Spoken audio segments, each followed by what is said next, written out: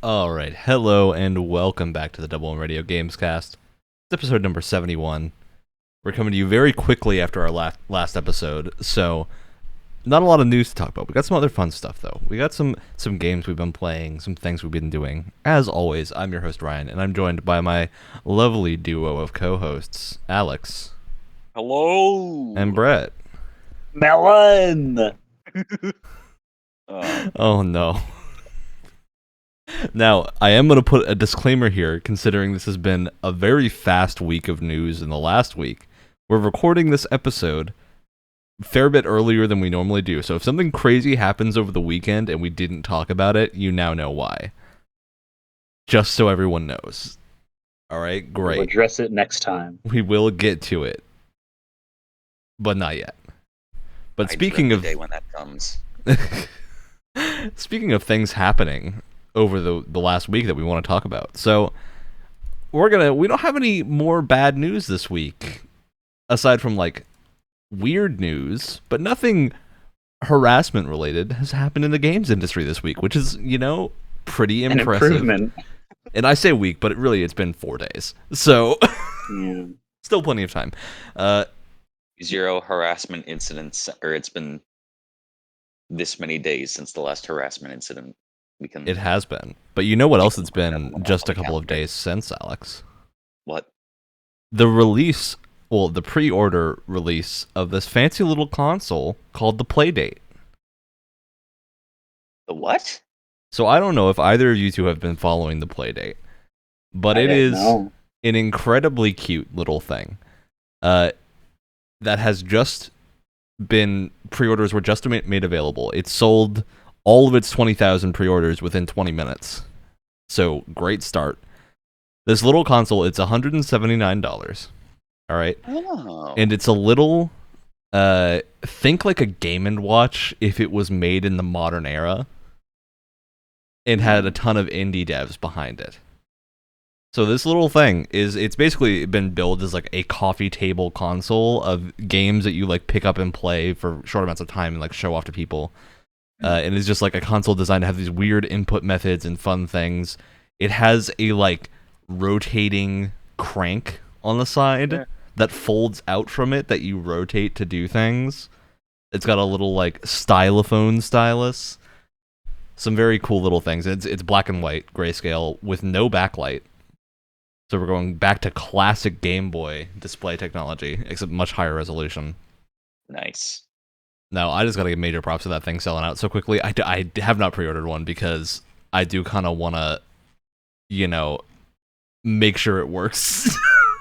It's $179 also for that too. It is expensive for what it is. Yeah, that's like the price of a Switch Lite, just about. I feel like this is the coolest version of a gentrified McDonald's Sonic toy. Exactly. That's a good way of putting it, Alex. A gentrified Sonic toy. But I do want to give major props because this thing, to me, looks adorable, and it's got a ton of support from a bunch of different indie devs that are doing a Season 1 of games for this console, and there will be more seasons of games that comes with the console, and you're going to get like 20-something, not quite micro games, but like I'd probably put them in the territory you can probably expect to play most of these for like 30 minutes to 2 hours, but I would doubt there are that many that are longer than that. But they are essentially like these experimental games that you can try and play and do some cool stuff with, and they have all these strange input methods of like, I think they've required every Season 1 game makes use of like the crank and the stylus for different mechanics. So there's lots of crazy stuff being made for this thing, and I just think it's really cool that we're getting something that I think when we talk about consoles, and especially new consoles, the repeated problem is always like the Ouya is just trying to be a cheaper version of like a PlayStation that only plays Android games. It's not actually doing anything interesting or unique. It's just cheap. And I think that's why, like, despite being $179, this thing has sold out so quickly, is because it's offering a unique experience that's just trying to be fun. That, and it's not trying to nickel and dime you, which is pretty impressive for a thing that costs $179, but you get all those games for free when it comes out. And it's also got an open SDK that they're going to be releasing, and the ability to sideload plenty of games and whatnot from other people. So, very interesting little platform. A USB type port on the side of it. Yeah. Maybe? It is. It's openly compatible with everything else, basically. And they've said they want to enable at some point the ability for you to use like a monitor or something as the display, at least for development purposes, and not necessarily. I don't know if you'd ever want to play a game that way because it seems like it'd be very awkward, but Yeah. it's supposed to be something you're able to do. So I believe it's a Type-C port. So very fun little console that I am very glad to see succeed. Where like my big concern with that was that it would release and not have an audience, but I'm glad to see that it does. Yeah, sold out. Especially considering our boy, our Jeff Keighley, tweeted that he was playing his Playdate and enjoying it. So, you know what, Alex? Jeff Keighley gave it his stamp of approval. He's gonna make another can't Jeff beat Keighley that. joke. You can't beat the Jeff Keighley. All right. So that's our lighthearted news. We're going to just dive right into the Titanfall stuff. Oh boy. This is probably going to take up like a good 20 minutes of the show. Oh. So this is an incredibly complicated arising situation. Let's start out with some default information.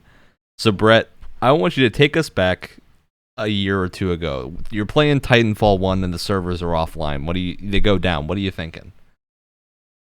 You go, oh, I guess maybe game old now. Maybe there's some sort of maintenance. Maybe the servers are attached to other Respawn games somehow. But no, alas, that is not the case. It turned out to be far more malicious than just that. No one was allowed to play because some funny boys just said no, and that was a year ago, right? So I guess people then were like, oh, this kind of stinks. Well, I'm sure Respawn will handle it because they definitely still have people monitoring the games that they've released. They don't. Yep, there's They like have, one guy. Yep. Which, God bless them, but really? And yeah, so it happened in Titanfall 1, and then it happened in Titanfall 2, and then it happened in Apex for like one day or something like that, or and like a bunch of like specific streamers were targeted, and along with it, the one of the little screens that comes up that shows what game mode you can pick had a link to a Discord and savetitanfall.com, as in like, oh, we're and we talked about this before, like a couple episodes ago. Where It was like, when this first happened, so about a month ago. Yes. And it had like a link to Save Titanfall and the Discord link, and the assumption was that they were affiliated, yes, which they aren't. Which I'm pretty sure I am on record saying that, you know what, good, because this will mean that Titanfall will get more attention. But how naive. It has. How naive. So the first offline bit was a year ago.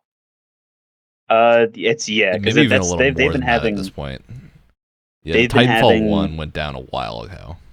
Yeah, and it's 1 and 2 have been having serious like server issues where you cannot play them now anymore. Pretty much the multiplayer, which is the entire game for Titanfall 1, is you can't connect to anything because of the constant DDoSing by the people who were also the people that set up the savetitanfall.com and the Discord, even though it said that they weren't affiliated. There's evidence of messages being sent on that Discord of people saying what? This feels like the Who Shot Hannibal meme. It's really ridiculous. It seems like a murder mystery. It does. It's like a game of Clue, but about the Titanfall servers. So it's really bonkers. But yeah, it started with Titanfall 1 a little over a year ago at this point, I think. Titanfall 2 started having issues more recently. And then Apex Legends had the infamous July 4th hack, which we talked about a month ago, which we assume was just maybe a way to get the message out that Titanfall's, having some issues. At that point, Respawn was basically like, we can't do anything. Or we're not gonna do anything. Can't help. Too bad we're busy making Star Wars games now. And Apex. But the kind of general gist of like why this has been able to happen with Titanfall and hasn't happened with other shooters is that Titanfall is like built on the Source engine. Yes. Not Source 2, not the fancy new engine Valve has, but the old school Source engine. And it's kind of been ramshackled together, and it means it's susceptible to a lot of hacking things that most modern games aren't susceptible to, because they're made in engines that have security systems meant to handle those. Whereas this game, in this engine, unfortunately, isn't able to do a lot of this stuff. Mm-hmm. Which has meant there's really no recourse for this. There's no way to get around the hacking without like an actual update to the game and the source code. Of course, Respawn doesn't have a team working on it.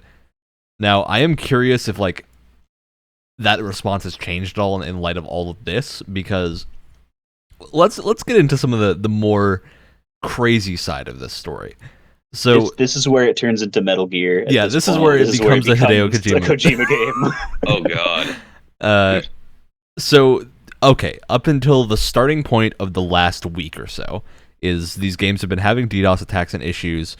A lot of them were blamed on one person that it turns out only really did some stuff in Titanfall 1 and hasn't been involved with it at all recently, and was just kind of the figurehead for things that wasn't actually involved. Then this whole July 4th thing happened, funneling people to a Discord. I believe it was called like Remnant Fleet was the Discord name, the Titanfall right. Remnant Fleet. And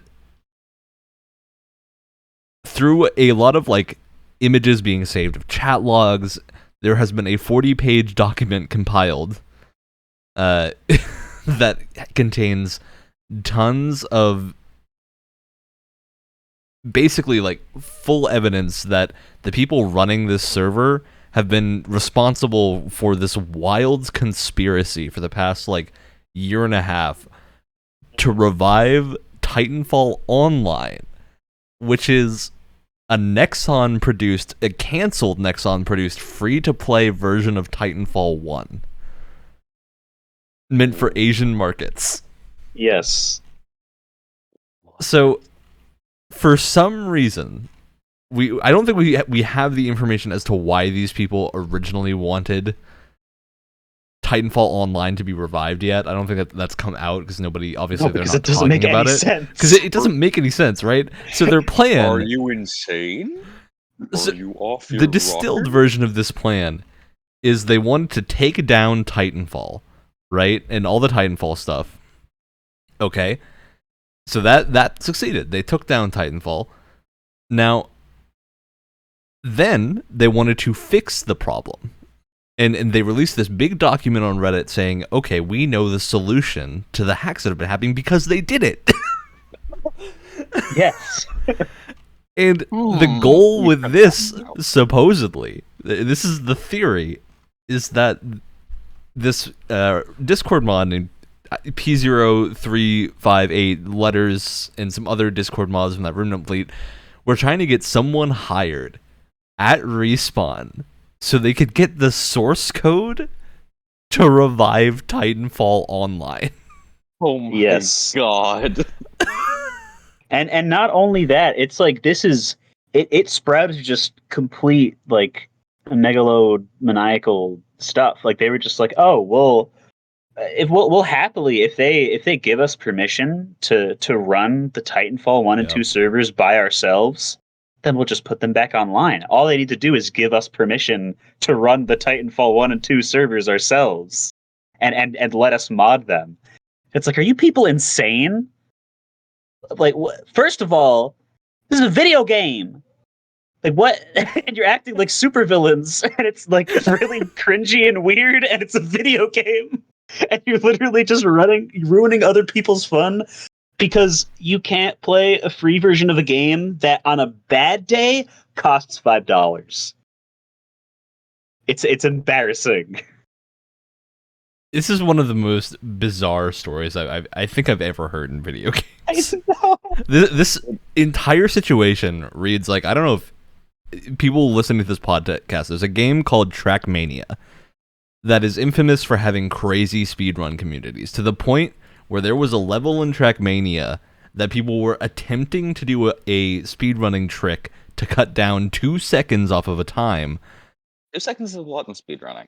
It's a lot in speedrunning, yeah, especially when it's like a 13-second track, but it took like 10 years almost of people trying to do this skip for someone to finally figure out that there's a perfect angle and you have to get a bug to trigger that will flip your car in a certain way so you'll land on your wheels on the other side and be able to roll through the finish line. They managed to get it finally with a tool-assisted thing of like trying to hit that using a tool, but those runs aren't officially leaderboard, so then it took like another 2 years for someone to actually do it without a tool. And that's what this reads like. This reads like some pure insanity. I feel like I'm having a stroke. Really? I really just don't know what they thought the end game with this would be. That Respawn would just give them the source code? And even then, you have to know that Titanfall Online would not have been the same thing, right? Like, it would have been loosely themed around Titanfall, but having played Nexon free-to-play games, because there is a Nexon free-to-play Counter-Strike thing that exists that is nothing like Counter-Strike. It's still kind of fun. It's got like some cool zombies and stuff, but it is not at all like the game that it is ostensibly based on.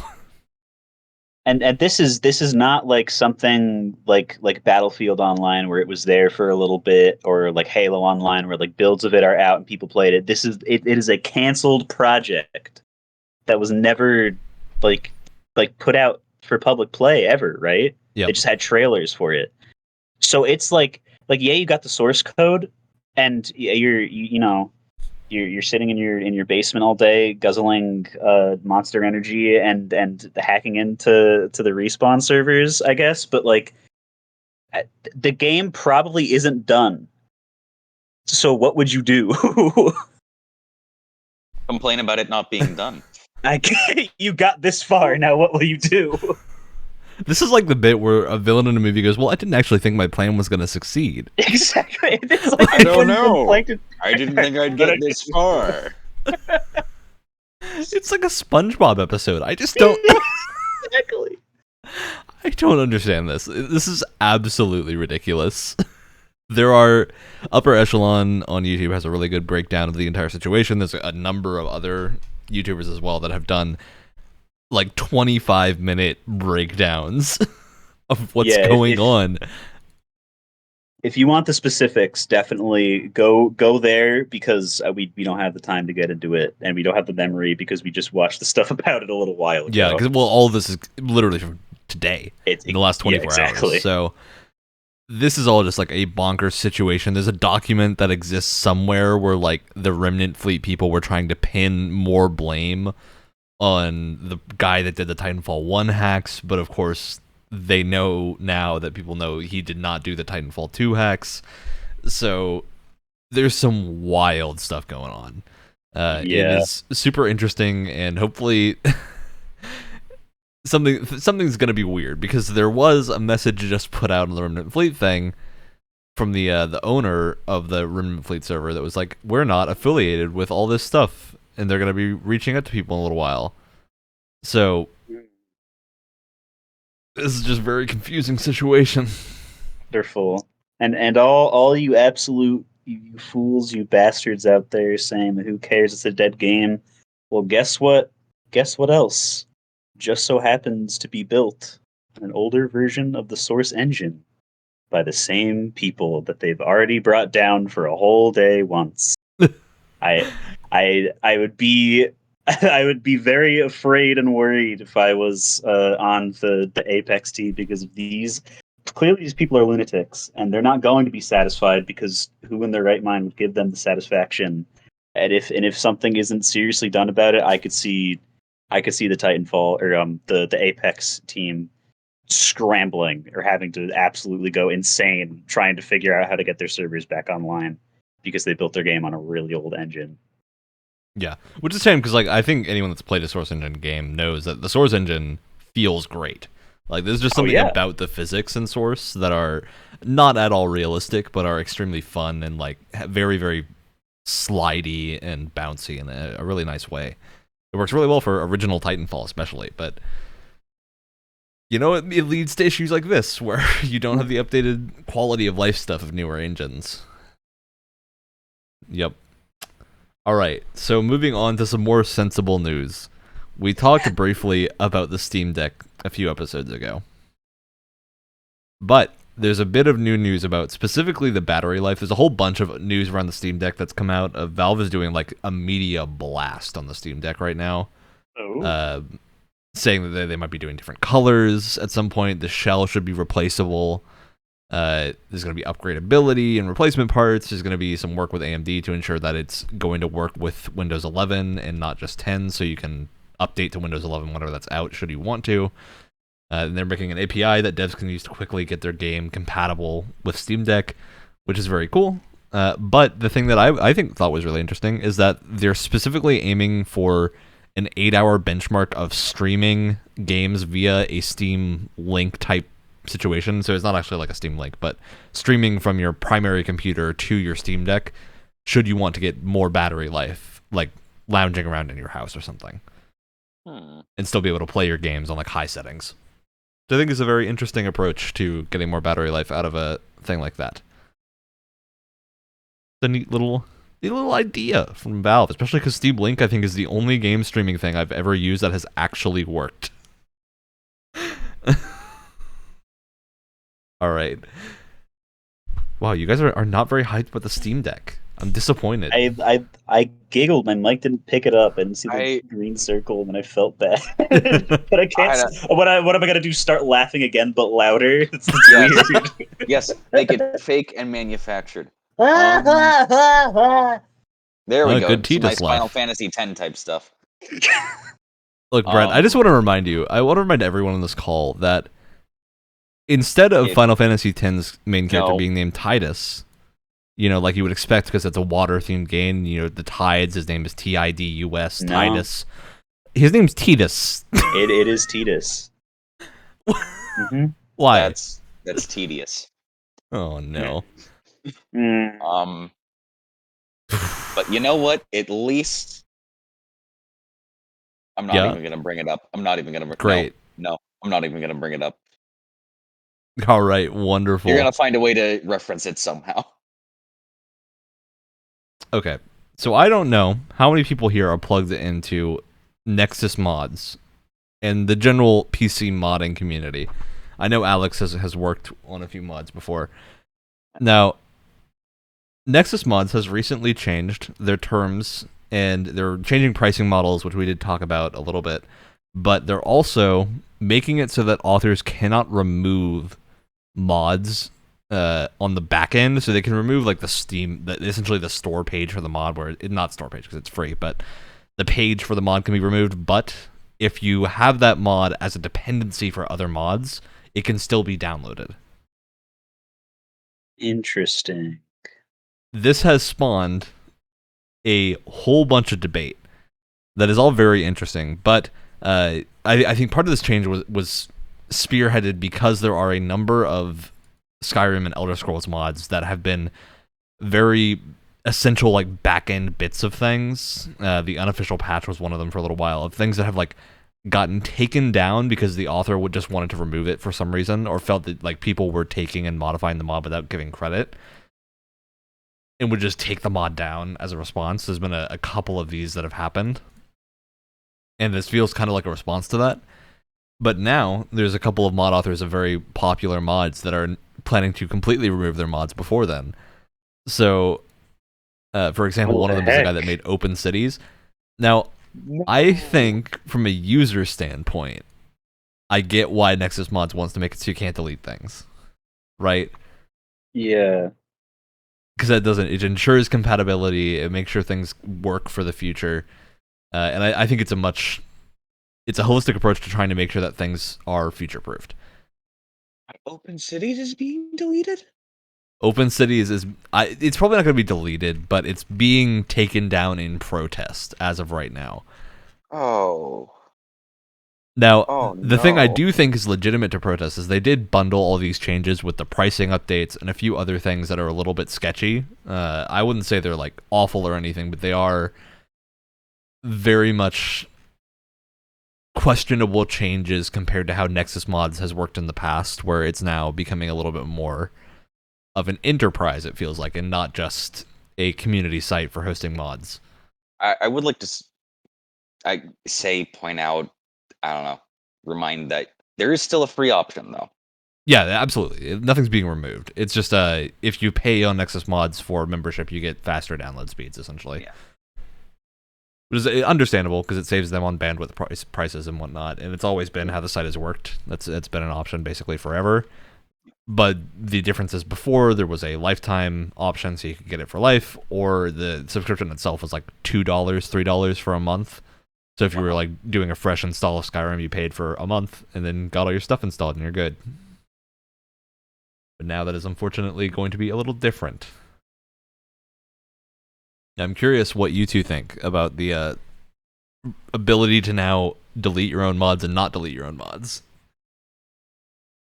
I don't know, because I'm also coming at this from an only consumer angle, because what I've been playing is a Dark Souls 3 mod recently, and I had to get that from there and wait like 7 hours for the download because it was huge.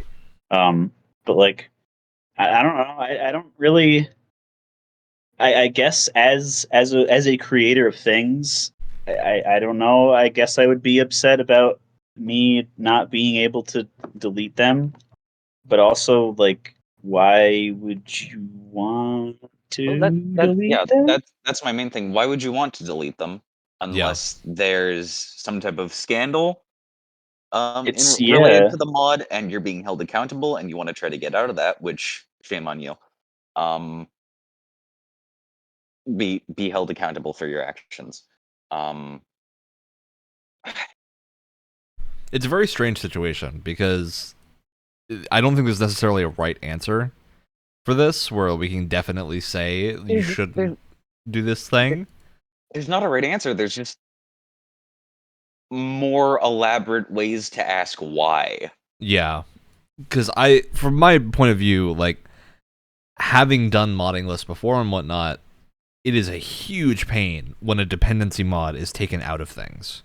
And I do think, like, I think a few modders have had a reaction to Nexus Mods is implementing this thing called collections, where you can collect a bunch of mods and then you can download that collection instead of downloading the mods individually. And it's a bundle. Yeah, it's a mod pack, essentially, that you can download. Huh. The benefit of the collection system on their back end is that instead of bundling everything as one download, it still downloads and installs the mods in the order that whoever made the collection downloaded and installed them in, and then the load order they have. So theoretically, it should work across any system so long as the mod order was done well. So I think their idea is there'll be a few people that probably make some high-profile mod packs of a lot of the popular stuff and then get them in a nice working state automatically that people can just download and then have a modded Skyrim working very easily, which I love the concept of. But some of the issues here are that Nexus Mods has a donation system and endorsements that rely on people seeing that page where they download your mod from to get a donation or endorsements that will make your mod higher profile, stuff like that. So that was the issue with the person who I think that's the Open Cities authors was where they were taking the mod, where someone was taking, or someone or multiple people were taking the mod and either changing it or improving and then republishing it themselves without giving credit. It was the fact that notoriety and possible donations were being taken away. Yeah, that's a big part of the issue. And of course, it is just kind of like a bad thing to take someone else's work and then not give credit plagiarism. for it. It's plagiarism, yeah. It's not good. So don't do that. But Everyone's been taught in school plagiarism is bad. yeah, unfortunately, the modding community is home to like some of gaming's best people and some of gaming's worst people, very equally, which is a shame. But I do get the like want to have your stuff viewed. At the same time, I think they've stated that the backend will still distribute the endorsements and whatnot to all the mods in the collection when they're given and whatnot, so that you will still get what you're supposed to get. The people may just not specifically look at the page for your mod, which I think I understand why some people are concerned about that. I think it's the kind of thing that like Nexus Mods probably gonna need to rip the band-aid off if they want this to work and just do it. Yeah. Because I think it's going to be an attitude adjustment in a lot of modders. Because I think most modders that just make mods because they want to make them don't care. Because they're having fun making mods and having other people play it. And if there's still such a huge backlash consistently, then changes can be made. Yeah, I mean, I'm saying as not someone who is a giant corporation, or not even that. Just I'm not an organization. I do not know how that is run. I am a person.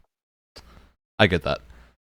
It's a very interesting situation because I don't think there's a right answer here fully, but as a consumer, I want the collections thing sounds awesome because then I can easily create, like, I'd probably be the kind of person that would want to make a collection and be like, okay, this is my like dark fantasy version of Skyrim where things are a little bit harder. Are collections private, or can you publish collections? Yeah, so you can publish your collection, which is essentially a link to how you installed that version of Skyrim. Oh. And the benefit of things like this is that you could have multiple collections and then change them. So you could have a save file on one collection, easily swap to the other one, and then play two different versions of Skyrim at the same time. Right? Like there's a lot of benefits to this idea. The issue is that there's going to be growing pains, right, of getting this to work. And it's also a thing that could easily be abused by Nexus Mods to, like, siphon people away from things. So that is where I could see, like, this is also rife with opportunities for, like, monetization or something. Of you make, like, an exclusive collection that you have to pay $5 for, and you get, like, an exclusive set of mods. I don't know. I don't think they're going to do it.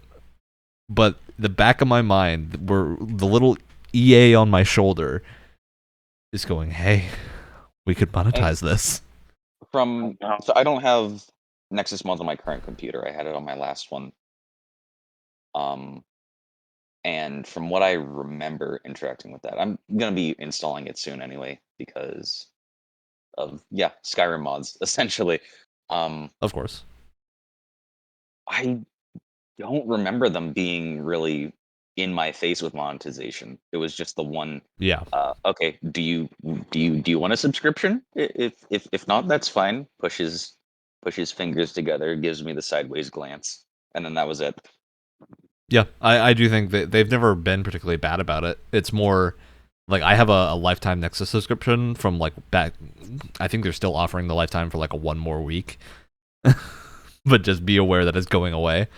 And it was like I think I paid like $80-something, and I have permanent access to all the fast download speeds and everything. So for me, that's very valuable because I'm the kind of person that loves to like reinstall Skyrim 2 or 3 times a year and mod it differently. So for a lot of other people, though, it's perfectly valid of like just pick up the 1 month when you want to do a huge mod list install, and you're not going to need it for more than that. So yeah, it's a good site. It's been very useful, and I think they're doing a lot to try to make mods more accessible. But because they're making more money now and are in the position of having a bit more sway, there's the opportunity for them to become a bit more money grubbing in the process. I'm all for the more accessible bit. Even with Nexus Mods, I find it really challenging for just to get certain mods working. Yeah, and I think a lot of people that are in the modding community will be like, "Oh, modding's not that hard. It's not that hard once you've done it for 100 hours." Yeah, it's I do not do well with interfaces.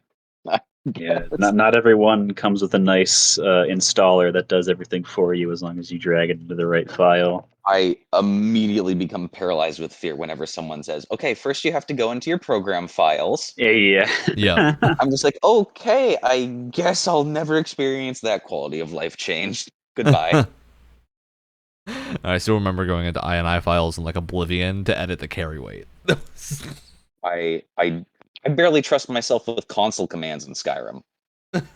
I feel like I'll do one wrong key press, and instead of just saying no, we'll screw up my entire game. I'm like, oh, there go my last 312 saves. Yeah, that's fair. I need to clean up my save list. Also, I do have, before we finish news, a correction from last week. Wyatt had mentioned, or it was either Wyatt or Alex, it might have been you, Alex, that Blizzard was hiring the bad firm. Activision Blizzard was hiring the firm that is notorious for like hushing harassment issues. Yeah, that's the one I heard. Yep, they are. That is what they were doing. I was wrong when I was like, I don't think so, because I still had a little bit of faith left. Nope, it's gone now. So they were trying to hire that, and now the shareholders are also suing Activision Blizzard for withholding the harassment info. Thank God. Oh. So yeah, there is more. No. It doesn't have to be more, Ryan. It doesn't have to be more. I want it to end. There will be. I want it to end. I think I'm just gonna go play Final Fantasy and ignore Blizzard for a while. Hopefully, A good idea. you know, I think there is a very real point here where they did get rid of Alan Brack and they did get rid of one of the HR people, Jesse something, that were listed in that, but Bobby Kotick's still there, and there is no way that Bobby Kotick was not aware of this stuff happening, right? Until he's gone, I don't have an ounce of trust in that company. And I think there is legitimately, okay, this is where I'm gonna say the cursed name again, Asmongold. Asmongold did a video about the Blizzard situation and reacting to Jay Allen Brack leaving. And he legitimately had a good point when he was like, the reason they're getting rid of Alan Brack is because if you look at Jay Allen Brack, he is very clearly a person that is like a game developer and not a spokesperson, right? He's not a corporate person. He's more of just a game developer that has been lifted to that position and probably like is just there because he's been at the company so long and so reliable for his time there. Bobby Kotick does not look like a game developer. Bobby Kotick looks like a brand manager, right? He looks like the kind of person that is gonna willingly be very cutthroat in business and whatnot. And that's true because like Blizzard is notorious, and so is Activision, for releasing titles and expansions intentionally to kill other games, where they will like time their releases for when a smaller game is launching to make sure they don't take market share from them. Like how Disney has tried to snuff out movies like Treasure Planet. Yes. Yep. Where especially WoW expansions are known for this, is they'll aim their expansion release dates. They'll give a fake date first of like they don't think they're actually going to do that date. They'll wait for something else to announce their date around that date and then move the release date of the WoW expansion. That's happened a couple of times. It's very shady.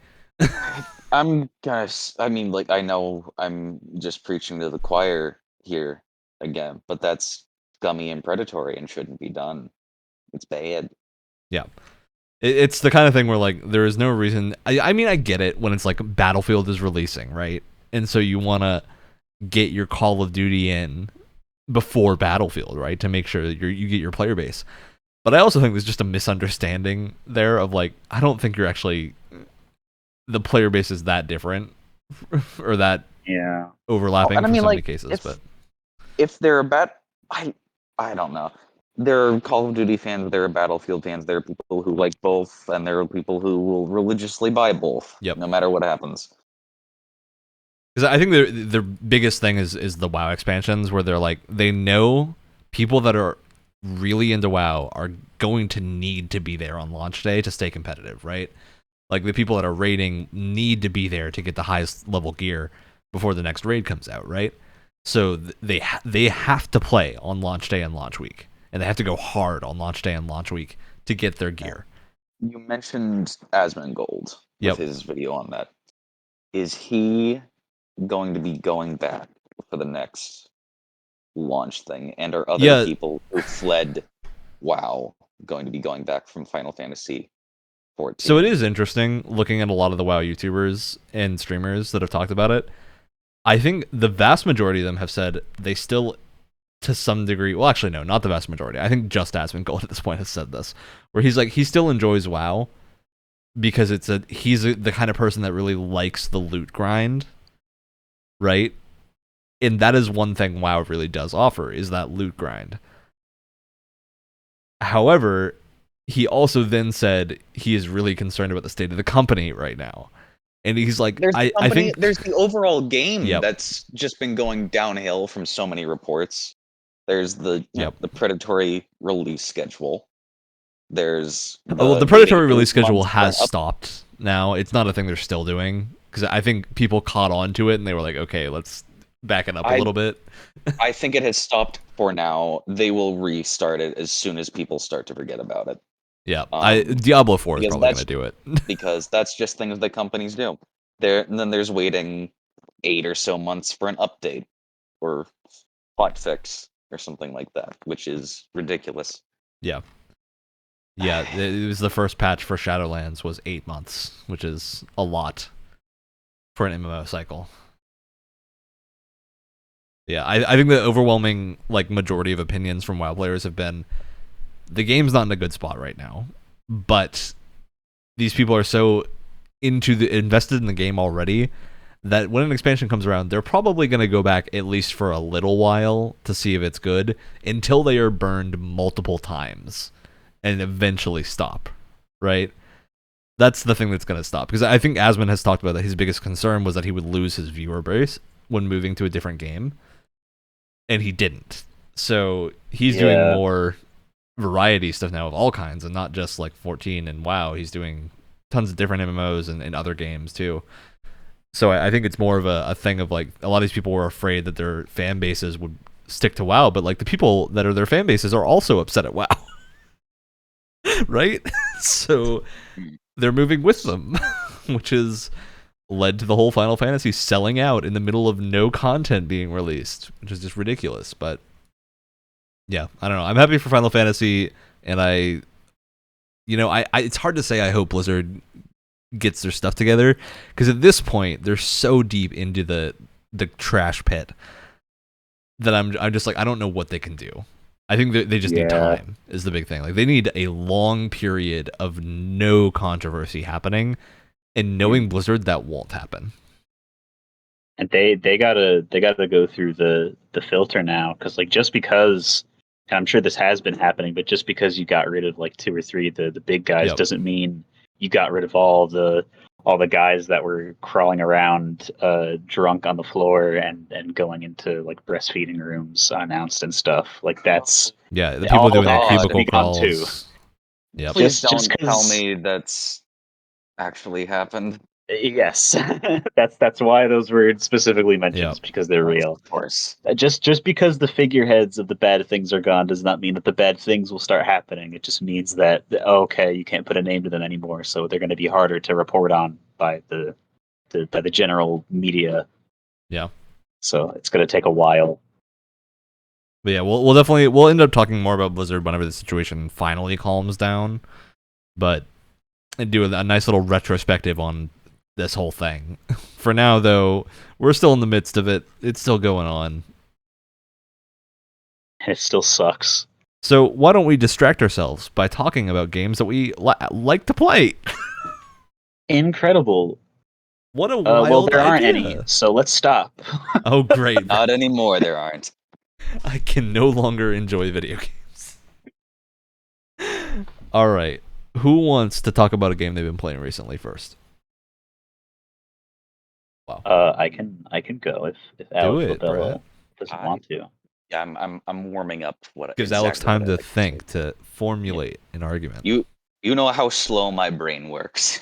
We'll get warm as I talk to you about Well, it's a game, but it's a mod specifically. I mentioned this when we were talking about Nexus Mods, but I've been going deep into a Dark Souls 3 mod that's been in the works for a very long time called Cinders, and it's just Brett. it's like a whole new game at this point. You've been awoken to the world of Dark Souls modding.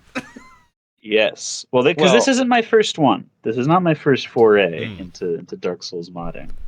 The other one that I did a while ago was I think it's called the Parandomizer for Dark Souls 3, and shorthand basically, you know how in the code all the things that the player can do has numbers attached to them for values and things.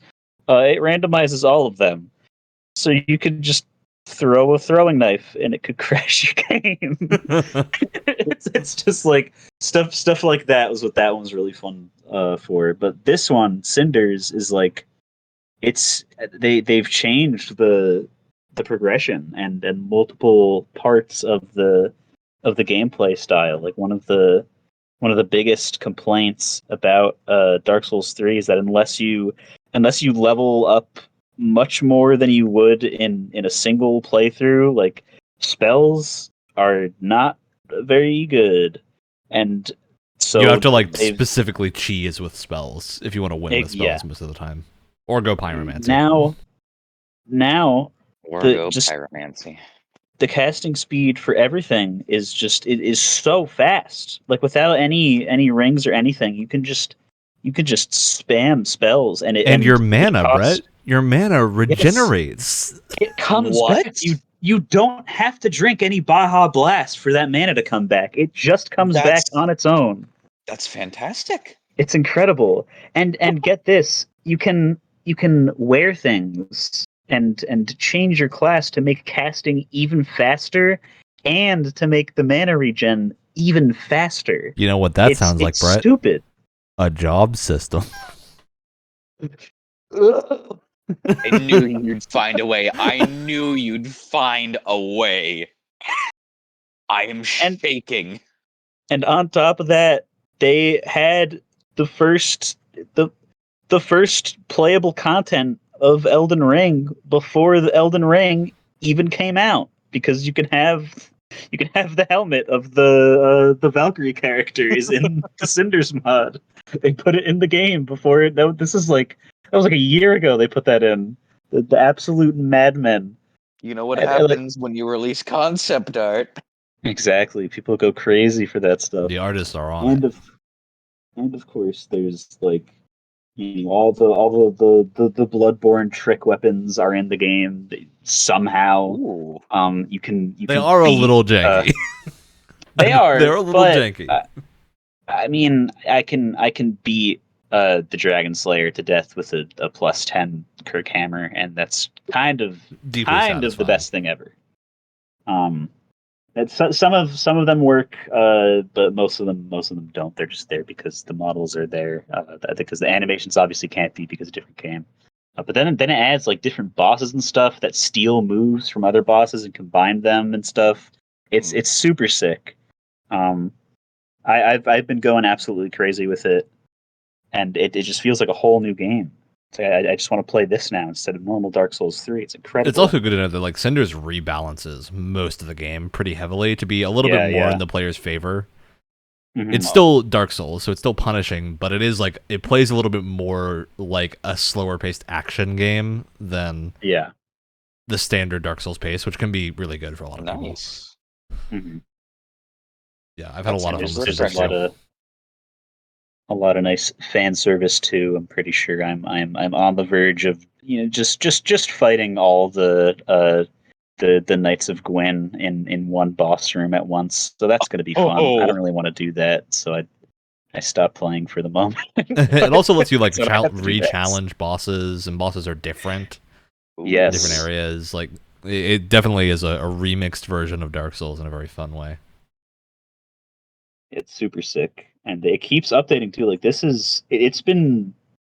on like 2.6 or something right now. So it's been like quote unquote finished. It's just they keep switching things around and adding stuff. So I played it when it first released. I need to go back. I was having a lot of fun. Yeah, It's probably completely different by now. I would not be surprised. I only own Dark Souls 1 and for the Switch, but that kind of makes me want to get it for Steam. 3 is really good. 3 is so Yeah, good. definitely my favorite of the bunch. Yeah. I also haven't finished Dark Souls 1. Stuck on that stupid centipede. Yeah, a lot of yeah, people are. He sucks. I That don't was a even think lot of I figured out how to get to him. That's unfortunate. Anything else That's a about whole other Cinders, thing. Brett? I mean, no. Other than that, it's free as long as you have the game and the DLC. It's as mods do. It just is free. Yeah, that's great.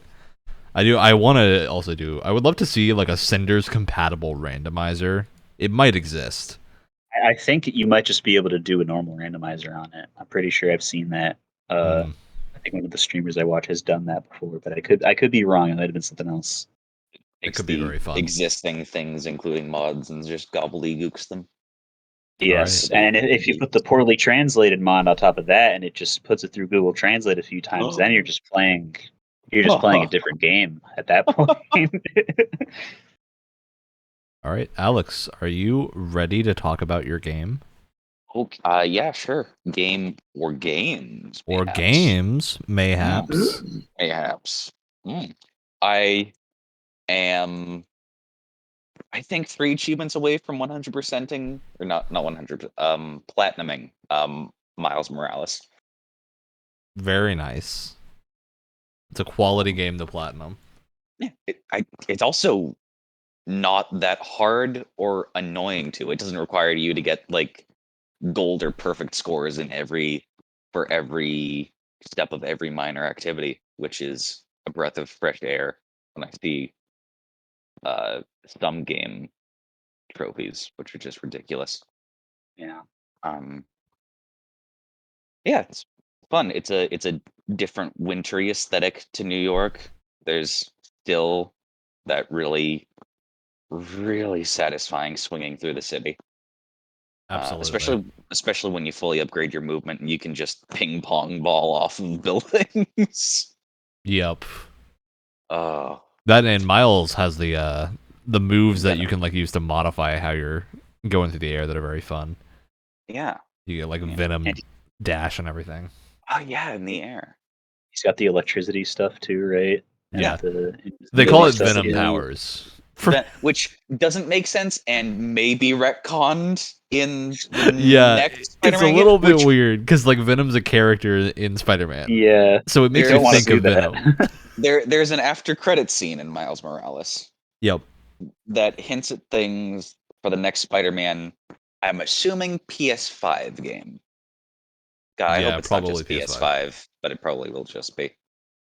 I At think it this will be point, at yeah. this point because I Uh, imagine they've only recently started full production on it, just like considering Probably. Miles Morales was going at the same time. So But oh, oh, oh, that next game is gonna be fun.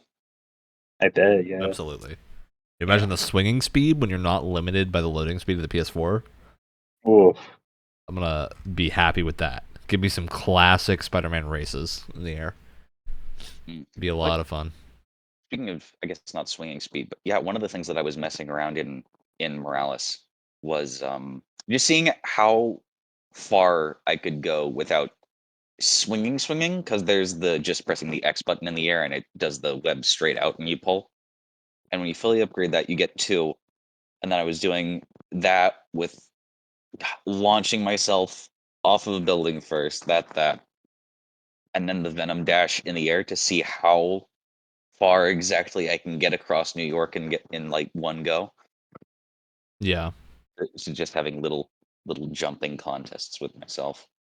Um, so yeah, it's fun, good, sometimes frustrating action, but in an eventually satisfying way when you're trying Yeah, I to do remember Miles Morales having a ghost. few enemies that were a little frustrating sometimes. Yeah. God, especially when they gang up on you. But that's why I love the Venom powers Yeah. so much, because you can just um area of effect an entire Roxxon lab when they decide to gang up on you. Yeah, there's some really, really fun stuff in that game. Yeah. Looking very much forward to the next one. So there's Did you feel appropriately like you were in Manhattan? Did you feel immersed in the world, the wintry landscape of Manhattan, Alex? Can't say for well actually, I did there was one of the missions I decided to just not swing at all. I would just be walking through the city And streets to see pedestrian. to see how long it took.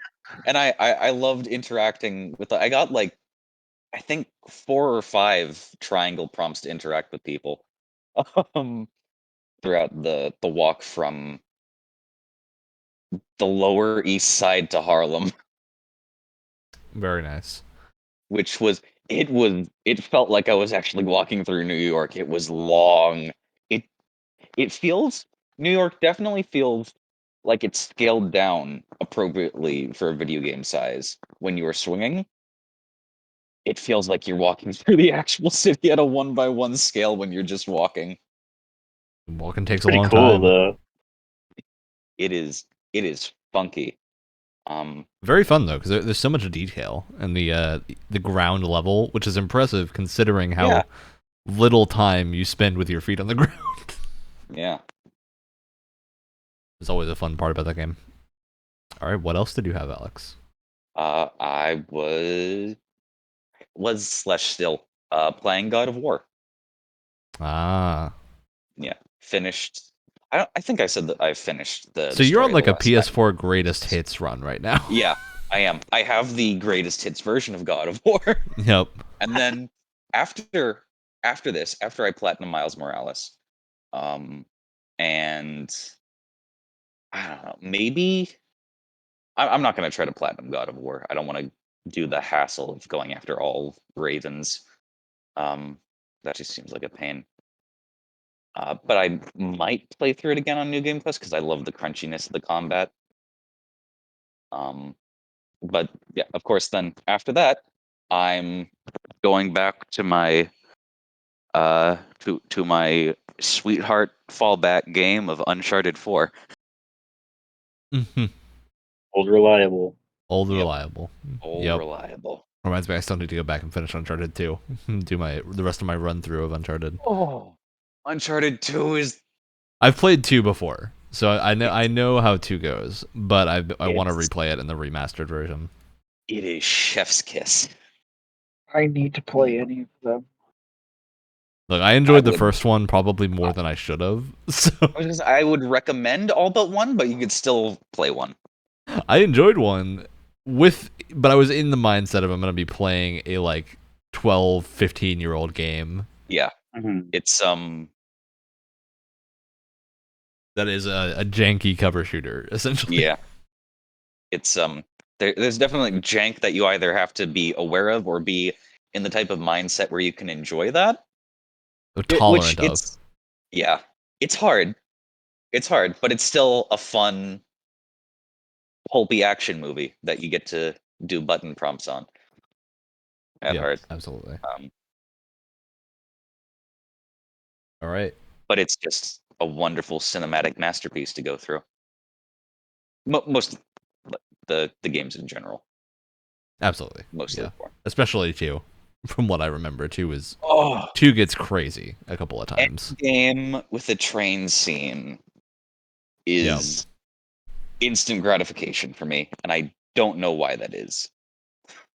It's just consistency. You got to have that internal flow. All right. I got some games to talk about. We want to talk about some video games? Is That's So, why we're here, you fool. I've been we haven't been talking playing about video games up until this point. this little game that has a critically acclaimed free trial that includes the award-winning expansion Heaven's Ward No. up to level No, 60. Now, in this critically acclaimed game called Final Fantasy XIV Online, I've been playing to get through the story, and I'm almost there. I'm very close, and it's very good.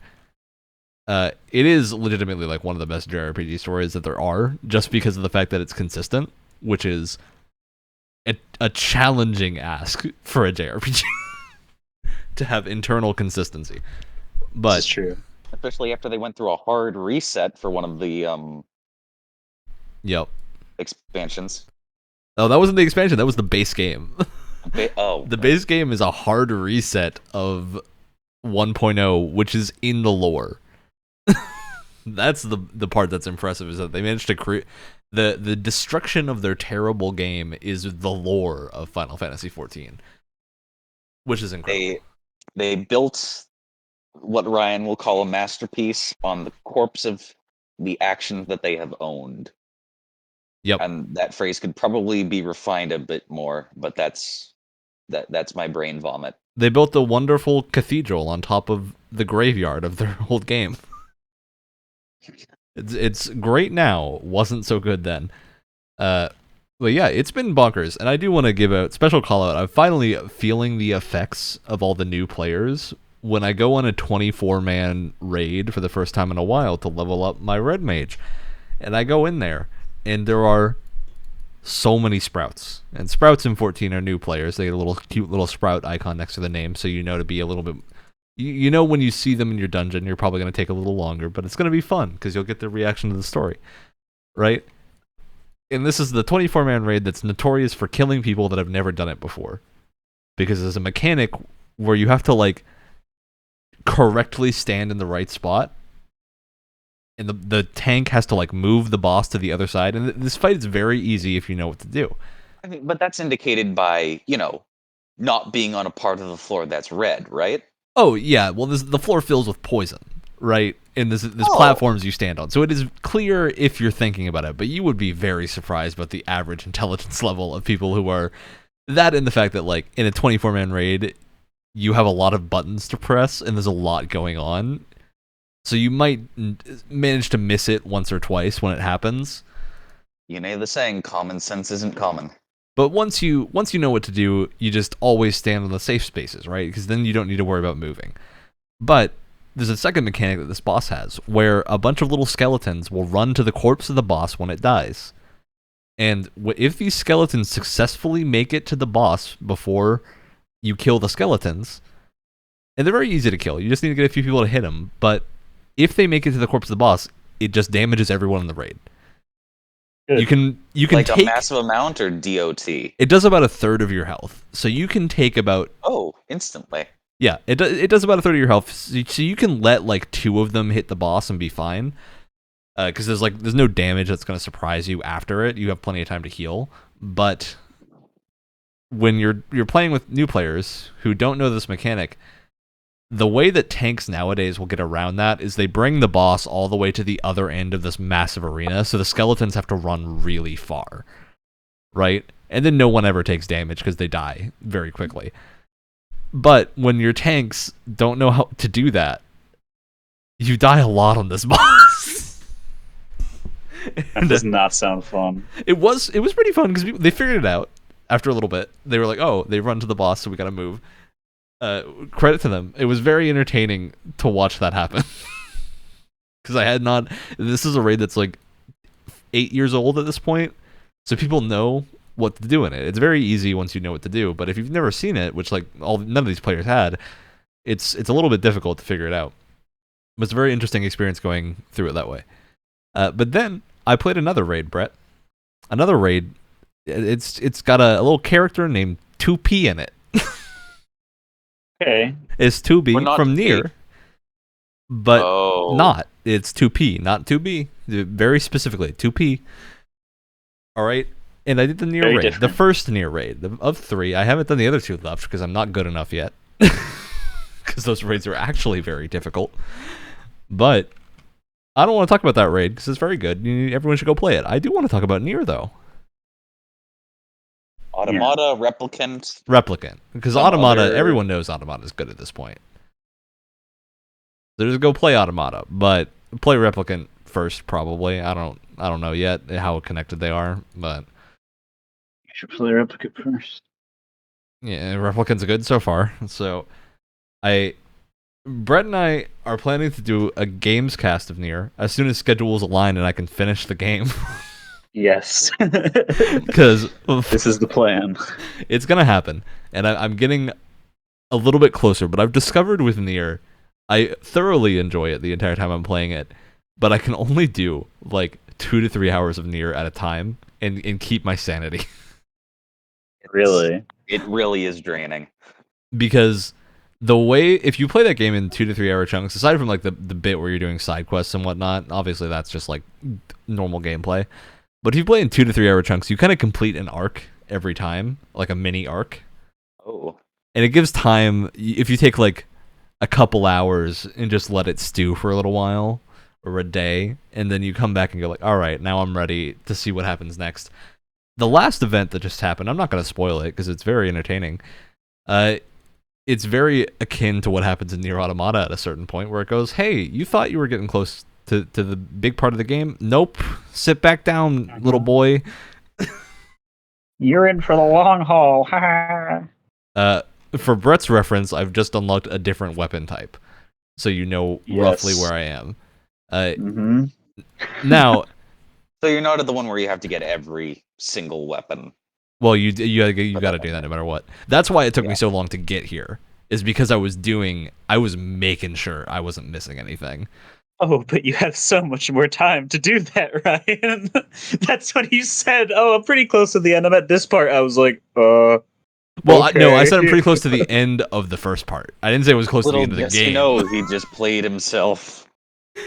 But I did have this thing happen I was talking to Brett about.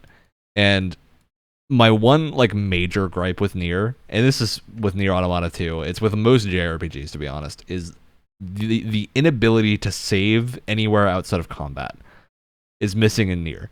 And for those who don't know, Square Enix doesn't always do the best of PC ports. And Nier Replicant was very much a case, and Nier Automata was a case of them not doing their best work. I didn't have any issues with Nier Automata when I played it, so I assumed that I'd probably be fine. I was wrong. Replicant, I was fine up until there's this bit where you have to go through a mansion. And this mansion doesn't let you have a save point until you've been there for about like 20 to 30 minutes, right? If not more than that. Probably closer to 45, actually. Wait, actual time, and then the save point shows up? Or it'll take that long to find the save point in the mansion? Because you move very slowly in this mansion. There's a bunch of cutscenes that have to happen. The mansion kind of sucks in that regard. It's a really, really cool area, but it was undercut by the fact that I kept getting right before like the area where I would unlock that save point and the game would crash. Oh. And there's no save point nearby that mansion. So this happened like 5 times where the game crashed, not in exactly the same area every time, which was why it was hard to track down. I didn't track it down. I just installed the fan patch, which fixed it. So I still don't know what the problem was, but I would go to this mansion, and it would take me like the first time it happened, I hadn't saved for like an hour ish because I'd been doing the main stuff, and it was having me go back and forth to different areas. Like whenever I was by a save point, I'd save, but for this little bit, I've been like, I decided to do a little bit of grinding of materials in the area outside, get some weapon upgrade stuff. And then I go to do it, and game crashes. And that was like 2 hours gone. And then I'm like, all right, I'll just go directly to the mansion this time and do that bit. Do that, game crashed. And then that happened 3 more times. That's horrible. Stronger than I am. That's something that would make me almost uninstall a game, but definitely stop playing it. No, at that point, that was the point where I took like a 3-day break from opening that game at all. I was like, all right. Yeah. I have a high tolerance for breaking things, though. So, finally managed to get it working by installing there's a patch called Special K out there that fixes the vast majority of issues. Because it was another thing that would happen with Nier, where for some reason, if any USB devices disconnect and reconnect, or like Bluetooth or anything, the game stutters in like at a frame rate of like 7 for 30 seconds. Oh. That was truly horrific. Yeah, that's That's awful. A Special K patch fixed that too, but it was horrible when I would accidentally bump because I have a wireless mouse. If my mouse goes asleep while I'm using a controller, it would disconnect, and then it would trigger the like entire screen slowing down. Which I still don't know how that happens. I want to know what in the spaghetti code is causing that to happen. Mm. That does not sound right at all. But outside of these issues, Nier is really, really good. And should definitely be played by anyone with a stomach for crazy things happening. Mm-hmm. Crazy Yoko Taro things is in the story or crazy things in the bad Yes. port? Yes to both. Yeah, yes to both. Well, if you install Special K on the PC, you should be fine. I haven't had any issues since I installed that. So it seems to be running much better now. And on consoles, I think it's fine. I had never had any I haven't heard of problems. crashes on consoles. For a little while, I was considering just waiting until it goes on sale on PS4 or PS5 and picking it up there, but I was like, I still want to play it, so Yeah.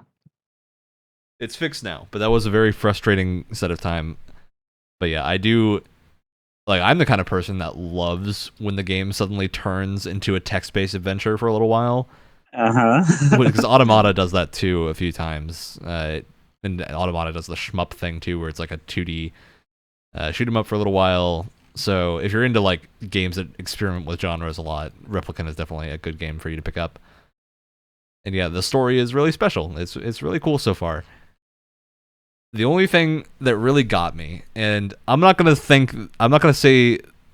that the name is a spoiler because it's in the trailer of the game, was a bit where like Kaine starts like swearing out, and then just this is randomly they call someone the Shadow Lord, and I'm like, what? Yeah, he's the Shadow Lord. But then Shadow Lord gets said like 10 times in a really short span, and I started kind of almost laughing at this scene, which was not supposed to be funny. Starts to lose it all meaning. Well, it's like when all of a sudden a bunch of characters in a TV show to start like say you see Joker and his cronies, right? And then suddenly all of them start saying, "We need to kill the Batman," but over and over in like a 30-second period. It's the beginning. It's the beginning. You go. You win this time. No, God, no. What I was gonna say was stupid. When you exhaust all other dialogue options in a video game. Oh, I hate video games. I hate those. I was gonna say it's like the beginning of Metal Gear Solid 3, where it's just Sokolov. Which has the same effect on me. I love Metal Gear Solid 3, but it's the kind of point where like the story seems to want you to take it seriously for this bit, and then I just start laughing internally because of how many times the Shadow Lord is said. But yeah, that was my only. I think that's the only scene for me that didn't quite hit right. There was a lot going on, and it didn't give you any time to comprehend what's happening. So a lot of things happened in a very quick sequence of people calling people the Shadow Lord, and I was like, what? Oh, God. I left it feeling fine, but during, I was like, wait a minute. Can we slow down for a second and just address the fact that we've never said Shadow Lord before in this game? Be like, excuse me, what is the Shadow Lord? Please? Game? Well, it's the Shadow Lord. It's self-explanatory, but at the same time, I'm just like, why didn't we know about the Shadow Lord before? What's going on? Well, we did know about the Shadow Lord because it's in the trailer, so I don't know. Oh my God. Yeah, so I think I'm probably I'm a few hours after that point, so I think I'm probably somewhere around the like quarter to third through. But I did all the grinding already. Yeah, like I've got all the weapon materials. And all the side quests and stuff too. I did every side quest that I could do, so I have a lot of money in the bank right now. Yeah, you're set to finish soon then, because I finished up basically on the last required run through on the full story that I had, so yeah, it took me a bit. The only thing I'm gonna make sure is I know there's a point where you can like save to make getting the final ending a little easier, so I'm gonna double check that I do that. But yeah, I'm looking forward to finishing the game and doing the full thoughts breakdown of it, and then hopefully whenever Brett gets to Automata, do one with that too, because there's some interesting stuff already. Having played Automata first, there are little things that are lining up, and I'm like, oh, maybe that was more of a direct sequel than I thought it was. It's that's what I've heard, because I haven't played very much of Automata yet, but I really need to pick it up and just blast through it. It's a fun feeling because Automata definitely stands on its own. It has like its own story, but there's little links that you go, huh? this is important in Automata. That's cool. I already feel like Automata is getting the Shadow Lord treatment. Onomatopoeia. All right. Asmongold.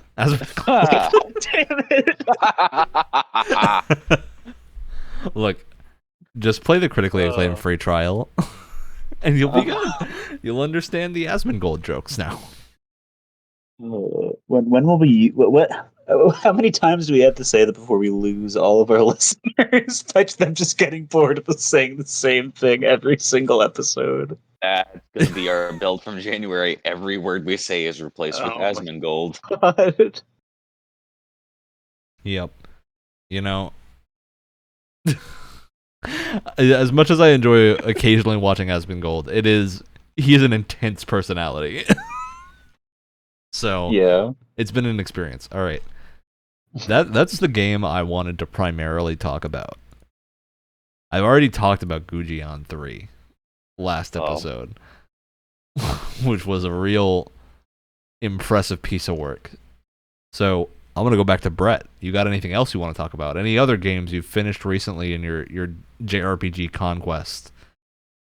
Well, not really, because I've taken a bit of a break from that right now, just because I'm home, so I don't have all the setup, the space to do the things and the setup. Yeah, but I will. I know it's another Dark Souls thing, but I got a mysterious text from my mom a few days before I came to visit home, saying, "What is Dark Souls?" And so I had to explain to this middle-aged woman. Is that what is Dark Souls as in another potential fan? Well, because she had heard about it because she was listening to another podcast that Grimes was on, and apparently Grimes mentioned Dark Souls for some reason. And I guess she was just like, she was just because she watched me play some of Tsushima, so she was like, "What is this? Is this also like actually good, or like what is Dark Souls? What is Grimes talking about? What is Dark Souls?" And so I mean, I had been making her play it because that would be mean.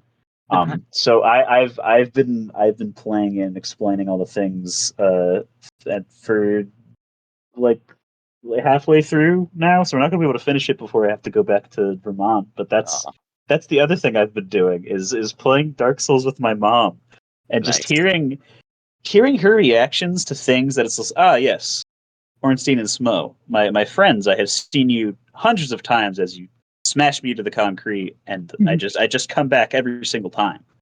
But at some point, to I'm my just mom, saying, yeah.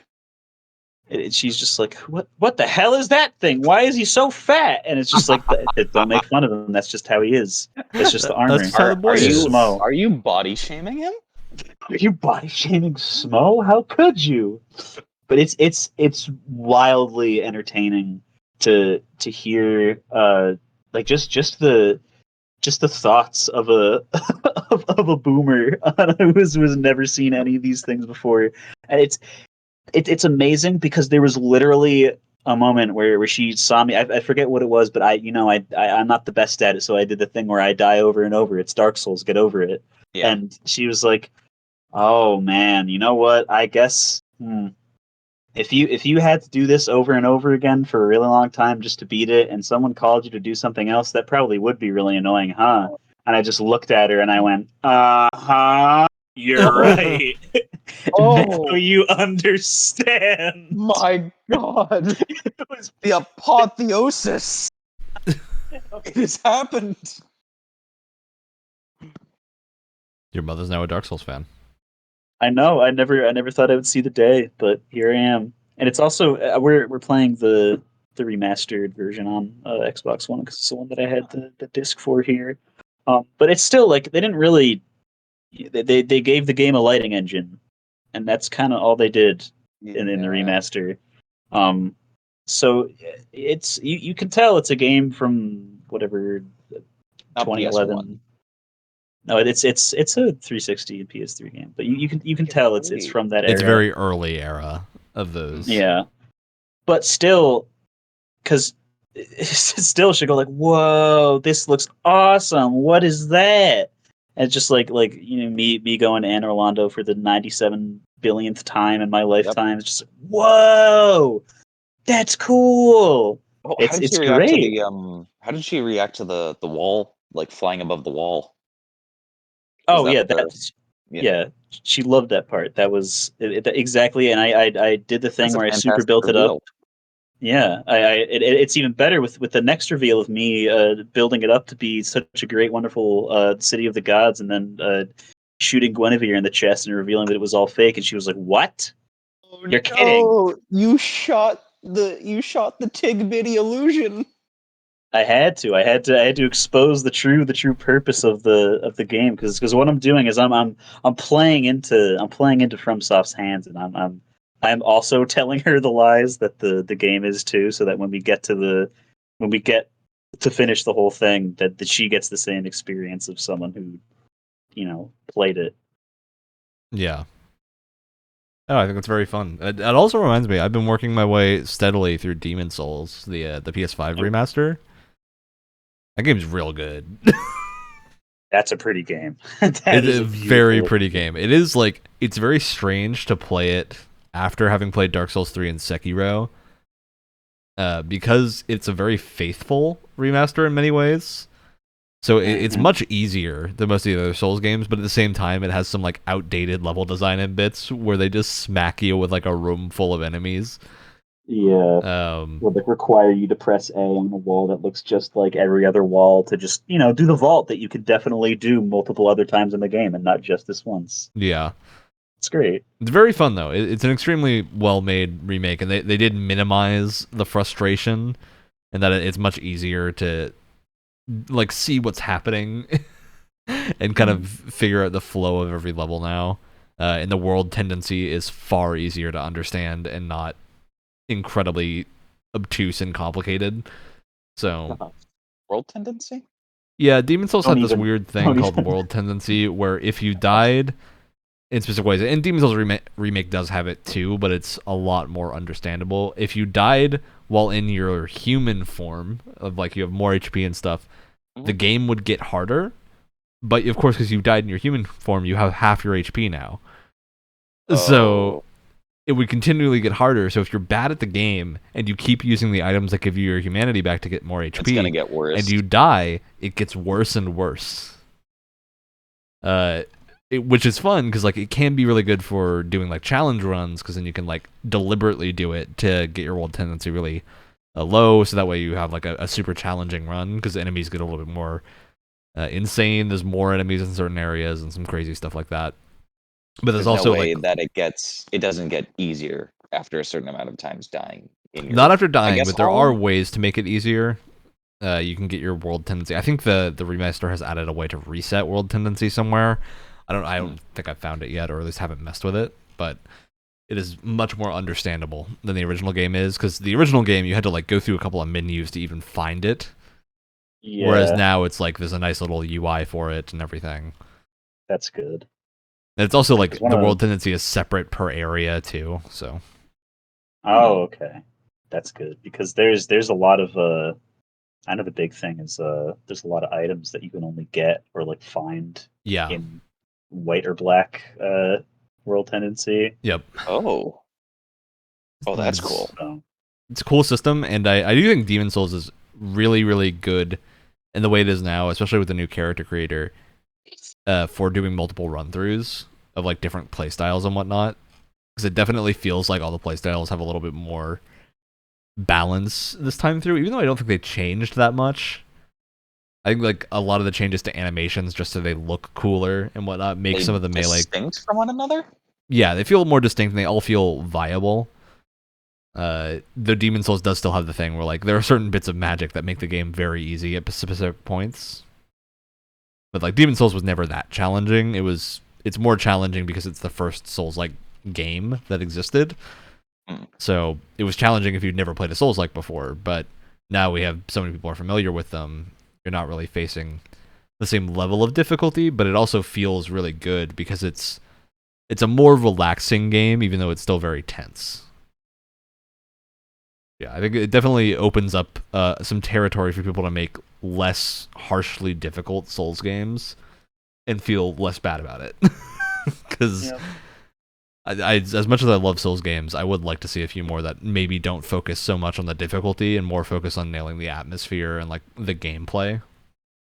The world design, I guess, as far Yeah, as level design. the satisfaction of having maps and paths loop back on it themselves. Well, it's and like a huge aspect of Dark Souls and Demon Souls is that you have tons of build variety. Like you've got completely different character archetypes you can play, like the slow two-handed strength build, heavy armor. Don't ever tell me that you fat roll. I don't think I've ever done a fat roll build, but Don't do that. I just like that there is the option that you have lots of options, and I think when you go to like Sekiro and Bloodborne, you lose some of those. Bloodborne still has a pretty similar number, but a lot of them rely more on items that you get in the late game. Yeah. So it's an interesting difference. All right, I think that's good on my end. Anyone else have a last minute thing they want to talk about? Not really. Although this isn't an on topic thing. So if someone does have something that's on topic, please interrupt me, as I'm sure will probably happen anyway because Discord. But we should do a Souls like episode where we talk about Souls likes. I don't we haven't done anything like that, right? Yeah, we haven't done Souls like episode. I saw there was a And video I saw a while suggestions. back looking at game design. It was exploring, I think, a bunch of Souls like things. There were some games on there I want to try. I need to find that video again.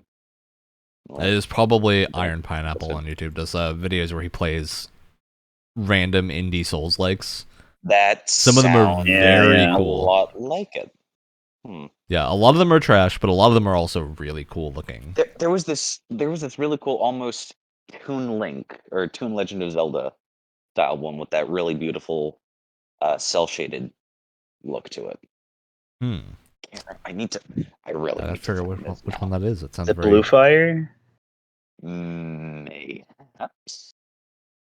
Blue Fire is very good, although it's less of a Souls like. That's a 3D platformer with Zelda style bits. Yeah.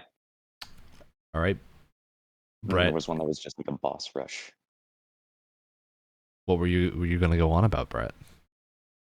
I mean that was it. I'm just saying we should do an episode on Souls right. likes. I thought you had a follow up to that because you were like it's not on topic, but that was pretty on topic. Do you think that it's going to be a something we do in the near future, or something that happens when Elden Ring comes out? That'd be a fun like wind up to Elden Ring. Yeah, because I don't know if Elden Ring's soon though. Elden Ring's in January, so this is true. Yeah. So we're getting close. Yep. We got to fit that in. We should probably do that before we do all like the game of the year, end of the year stuff, though. The end of the year stuff we're gonna end up doing probably mid-January, so we all have time to like close ranks on our game of the year stuff. Yeah. So that worked well last year. Yeah. Scheduling, everyone's favorite topic to listen to on a podcast. It is great. Hey, we're at the end of the episode. That means we get to do shoutouts. It also means we get to inform people about the schedule of what to expect. Now, we did say we're doing romance and we're doing the build from January videos soon. The romance is on the back burner until all the Blizzard stuff is gone out of our mind because it feels a little respectful. It feels a little insane to do an episode on romance with all the sexual harassment stuff going on. So we're gonna leave that for a little while, but it'll happen at some point. And then we got the Nier Games Club coming up and the build from January episode. As soon as we can get all four of us back together on a normal time, scheduling's been a little crazy the last few weeks. I mean, who knows when that'll be? Who knows what time we're recording this? Nobody does, because it's not being live streamed. So, right. With that, let's do shoutouts. Never know. Alex, you spoke first when I said shoutouts, which means you're first. Oh boy. You know what? This is an incredibly, I don't know if it's even incredibly weird. It's shout out to my tablet pen that I've been hyper fixating on, because tiny bit of the silver-ish paint around the 2 buttons on it has chipped off, and it's bothering me. That's unfortunate. It's more of a call out than a shout out, but Just shout about your pen from the rooftops, Alex. I have sweaty hands, and it's my fault. How could you? How could you do this to me? I made some mistakes. I forget the rest of the lines of that song. We don't want to get copyright strike.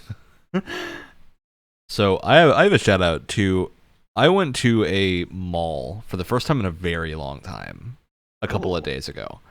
It was just my mother and I were looking for something to do while we were doing errands, and we were like, well, might as well stop at the mall for a little while. We haven't been here in years, and it's relaxed, where everyone's wearing masks. It's still staying your 6 feet distance, but it's a chance to go do something. Now, in this mall, there's a GameStop. All right, and now I haven't been into a GameStop in like 5 years at this point. Close. Yeah. At least 2 years. Probably an additional year before the pandemic. But I'm like, you know what? There's this new Zelda game remaster out. It's not going to go on sale. It's a Zelda game. So there's no sense in waiting if I know I want to play it, because it's never going to change price. It's a Nintendo game. It's a Nintendo game. Like, sale. Breath of the Wild is still $60. I think the lowest I've ever seen it on is like $45, and at that point I'm just like, I don't know, not worth it. $59.99. Yep. So I walked in, I'm like, all right, I'm gonna get a copy of Skyward Sword HD so I can play that game because I've never played it before. It's one of the only Zeldas I haven't played before. Like, it'll be fun. It'll be neat. Now I go up and I pay for the game. This man, I remember why I don't go to GameStop anymore. Oh no! Because this man was very nice. All right, he's very helpful, very nice. But as soon as I start checking out, he's like, "Do you want a warranty on this game? It's $4." I'm like, I don't need a warranty for my Nintendo Switch cartridge. And then he goes, "Do you want? I see you used to be a pro member. Do you want to do that again?" I'm like, "Please no." And then he asked me that again like 3 times while I was checking out. And by the end of it, I was like, I know you have to do this, but man. The Shadow Lord? I don't want to come back at this. Look, they did give me. Apparently, they were doing this thing, and they gave out this nice poster of the main characters of the Skyward Sword. It's like not even a regular poster. It's like holographic embossed. Oh, is neat. And then he gave me that. And I was like, wait. I had no clue what was going on while I was checking out here, because it was like I was handed the game, and then he had to go, oh wait, I need to get the cartridge out. So to get the cartridge out of the like back cabinet, right? Puts it in, and he's like, oh wait, here's a poster that you get with it. And I'm like, oh, okay. And then there's the whole process of him asking me like 4 times if I want to renew my Power Up membership for $5. I'm like, I don't want to. I don't want to do that. Skyward Sword is the last game that I got a game manual for. Yep. Like so one of those separate books that has art and instructions. Here's where you this item. Here's some cool combo techniques things. The Switch that I ordered when the Switch launched came with the like Zelda copy I ordered. I ordered it through someone that like bundled it with the complete hardcover guide for like no additional cost. And I still don't know where I found that. Because I got it shipped to me, and I have like this hardcover art book of Breath of the Wild from some guide thing. I haven't read it because what's the fun of reading a guide for that game? But I looked through it recently when I was going through my bookshelf, and I was like, this is like a really nicely made thing with like the back is full cover art. And I was like, I don't know why this was bundled with that. It's very strange. All right, Brett, what is your shout out?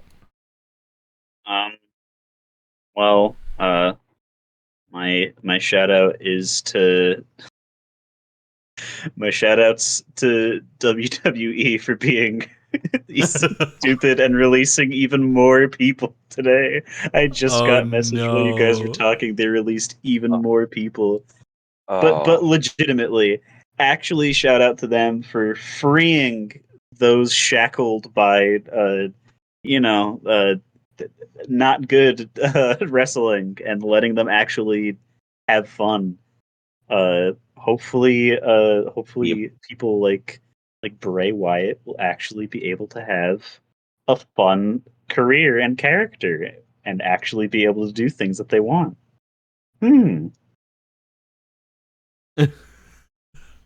Look, I want to see what goes down with the wrestling world in the next couple of months, because, man, it's going to be crazy. All right. Hopefully WWE just goes down. Well, look, I don't want them to go down. I just want them to get better. Exactly. That's the thing, is like all the people on the Reddits right now are like freaking out about being super like hostile and stuff, and it's like, dude, we just like everyone who is a real wrestling fan just wants there to be more good wrestling. Like no one like we're not happy that like the people are leaving or being fired or whatever because screw WWE. It's like, no, it's now that they can wrestle good again. And hopefully someday WWE will be good again, so that they don't have to could be sit more in a good closet wrestling. for 8 years. 8 Exactly. But all the WWE marks don't seem to understand that, and just because clearly they're Maybe the best. someday. Look for the Double M Radio wrestling episode coming out probably after AEW All Out. Actually, dude, if we can we start doing pay-per-view like recaps? 100%, 100%. Like, actually, I if we want to add more people, I can hook some people up so we have other good people to talk to on the podcast. Like, that'll be the joint episode. Yeah, we should. What's the most amount of people we can have in an episode at once? In an Probably episode, not we've a had lot. 6 before. We've 6 had works 6. okay for structured events, right? Yes. It doesn't work okay for a normal episode. The normal episode format 5 is my absolute limit, and generally 4 is what I want to be at. Yeah, that makes the most sense. Usually good. 3 to 5 is like the general range. It's the same as a D&D group, you know. You want to have a group where enough people can talk. All right. With that, our episode is officially ending. As always, check the show out Tuesday morning, 7 a.m. Eastern Time on the podcast platform of your choice or YouTube. Normally, we stream live Sunday evenings at around 8 p.m. Eastern. Occasionally not, because schedules get weird. That's it. We have a sub button now. If you Twitch Prime, do it. Yay. Punch it, Chewie.